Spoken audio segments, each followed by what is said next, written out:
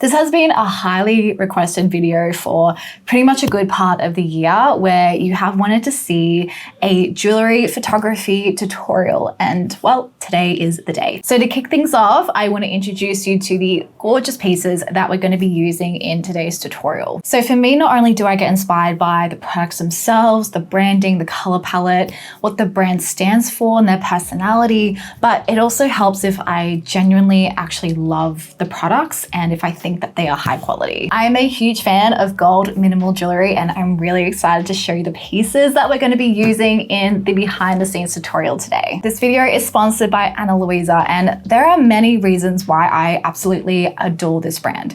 Firstly, they are 100% carbon and water neutral, and they recently became climate neutral certified, which basically means that they are on a roadmap to contributing towards a zero carbon future. For me, any brand who is environmentally conscious and is actively trying to contribute to a better future for the planet, that is a brand that I want to support. Secondly, I want to highlight the quality of the pieces. And honestly, the second that I took one of the necklaces out of the pouch, I could feel that it was high quality. So Ana Luisa put their products through a lot of testing, not only to ensure the quality of their pieces, but to also ensure that they're safe to wear. If you're someone who needs to wear nickel-free or hypoallergenic pieces, then these aren't gonna harm your skin. Thirdly, they're very transparent about their manufacturers and the people who create their jewelry pieces.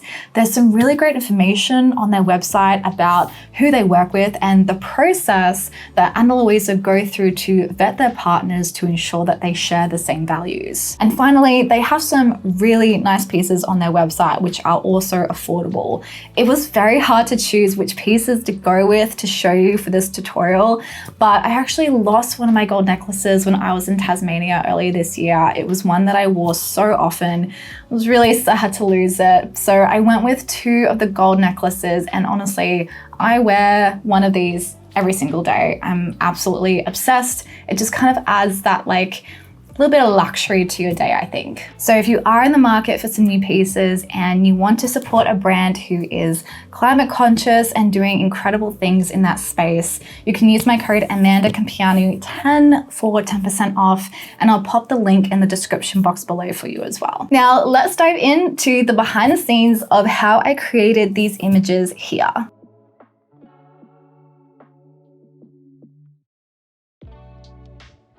Now, the first thing that I do when I work for a brand is I look at their aesthetic and the kind of content that they're posting. So for Ana Luisa, their product photos are very simple, and this is to help highlight the beauty of the pieces. And the palette is very neutral, comprising of soft whites, nudes, and a little bit of shadow play as well. So I'm gonna create with this in mind. Now, for my props, I'm gonna be using some geometric shapes because I think that this will complement the necklaces really nicely, so I can contour the necklaces along with the shape.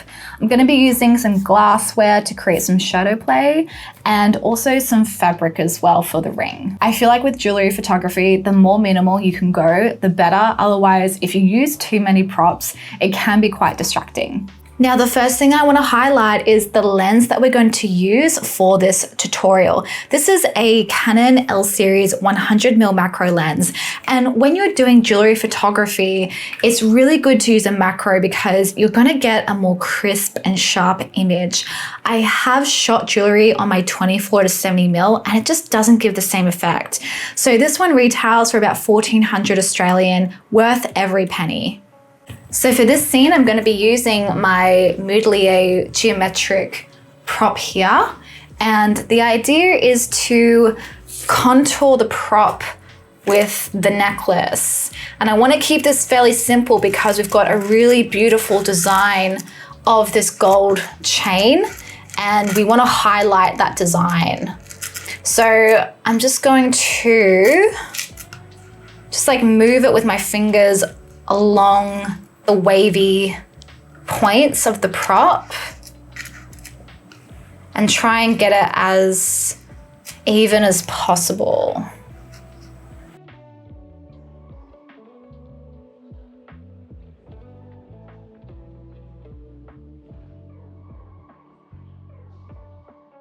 And to add to this photo, we're going to be doing some shadow play. So I've just got some dried leaves here, and all we're going to do is just run it over the product to see what kind of shadow play will look best for this image.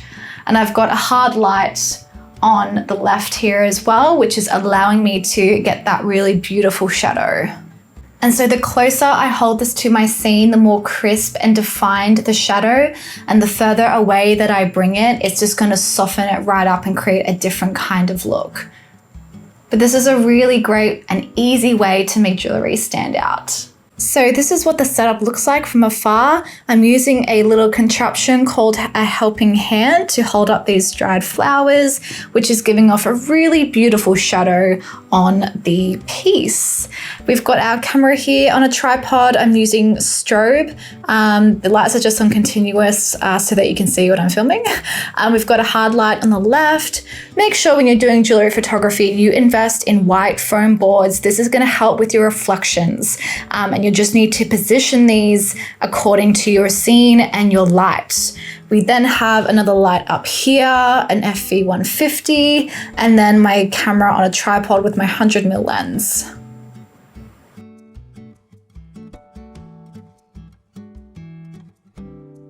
So the next piece that we're going to be shooting is this beautiful ring. I absolutely adore this pattern. And all we're using is this white satin robe to create the image. So I'm going to basically pull through the ring like so. And then I'm just going to sit it against the fabric.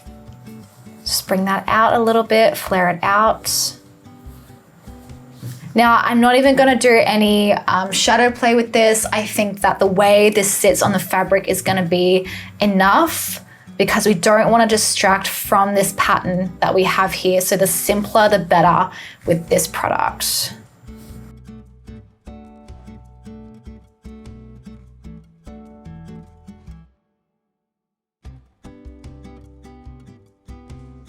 So for this next scene, I'm going to be using this piece of paper roll to showcase two different designs of necklaces. Now this is just a piece I sawed off from a larger piece of paper roll, and it actually is the perfect size for something like this. So what we're going to do is just place that down, make sure it's flush, and we're going to go ahead and style our jewelry. So I'm basically going to throw my necklaces over the paper roll like so. And this is a really great setup as well if you're shooting bracelets or anklets. You can just clip them around the roll like so. But for this one, because I want to highlight the differences in the design of these two necklaces, this is going to be a really beautiful, simple, minimal, and effective way for me to contrast these two pieces. And I'm going to use hard light for this as well. Now I think I'm just going to push that in here so you can't see the ends. And essentially all I'm photographing is this part here so we can see these designs. Now if you wanted to add something else, you can add some shadow play to it as well if you want to add more visual interest. But for this one, I think I'm just going to stick with this and keep it very simple.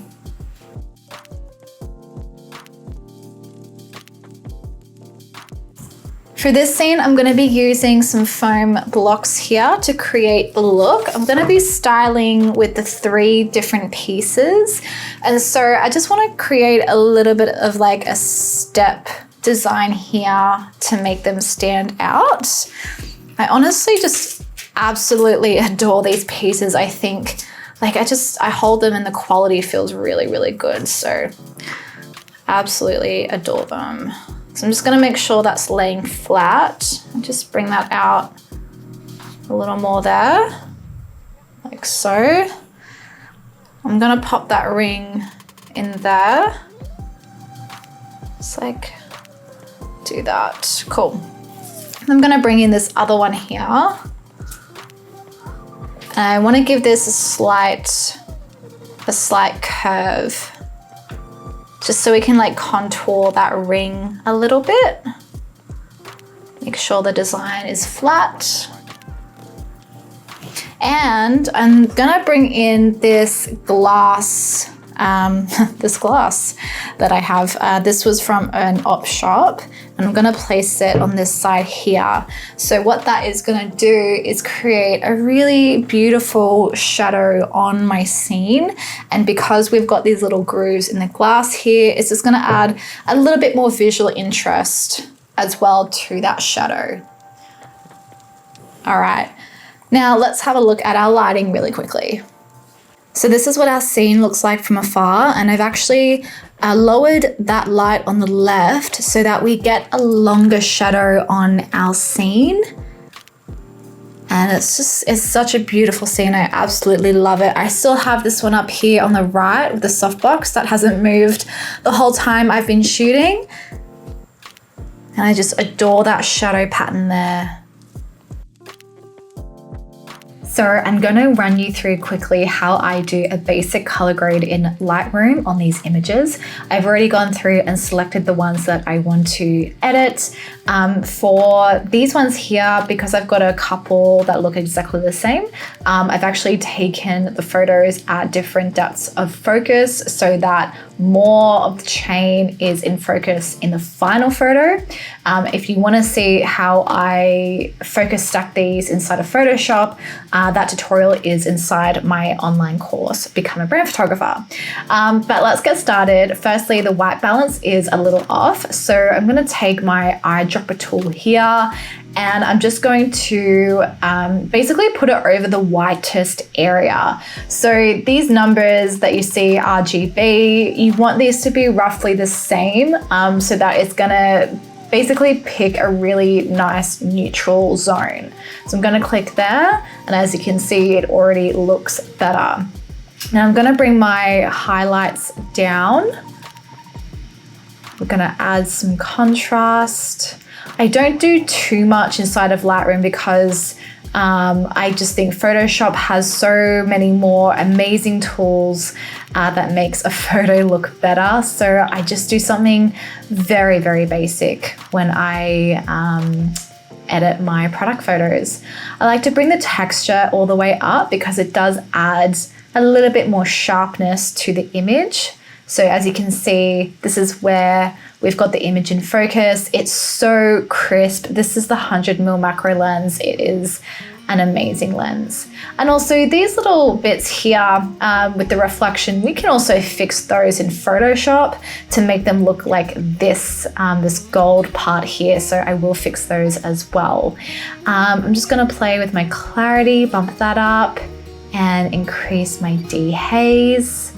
And then I'm just going to make a slight adjustment to my tone curve. I usually like to do a bit of an S curve with this. Just make very slight adjustments. So we're gonna have a look at our before and after, and it just looks really nice. Now what I'm gonna do is make the exact same edit on all of these photos here. So what we can do is go copy like so. I hit shift click to select all of them, and then I'm just going to go sync. So what this is going to do is basically synchronize all of these photos with the first one I selected. It's a really quick way to mass edit photos that look exactly the same. It's a very handy trick. So those ones are done, and I'll do the rest of that inside of Photoshop. But now let's head on over to our ring. Now I want to make sure I choose one that is going to look really nice. I think I like this one here. And I'm just going to zoom in and have a look at this detail. Takes a second. Okay, so we probably definitely want to add some texture on that. I can also add some sharpening inside of Photoshop just to make it pop a little bit more. Now the other thing as well, I do have I can see in the photo I've got this like a dark area here. So what I tend to do with those areas is I use the gradient feature. So this is really good if you've got areas on your photo that might be a little bit different in terms of lighting. And I'm just gonna bring up my shadows first and just slightly increase my exposure. This way, the brightness across the photo just looks similar. So I'm gonna copy that, and I've got my, so that's what they call a local adjustment, so graduated filter. So I can copy that and basically pop that on all the other photos that I want to affect, and it will keep the same edit. Now, if you want to know how I edited those photos, I share a tutorial inside my course, Become a Brand Photographer, where you'll see all my editing techniques and how I got to those final results. So I hope that you have enjoyed this jewelry product photography tutorial. You've walked away with some techniques and some tips that you can use when you work with your own brands. If you have questions, let me know, leave them in the comments. Otherwise, go and check out Ana Luisa. I absolutely adore their mission statement, all the pieces in their shop, and I'll leave that link in the description box below along with my discount code.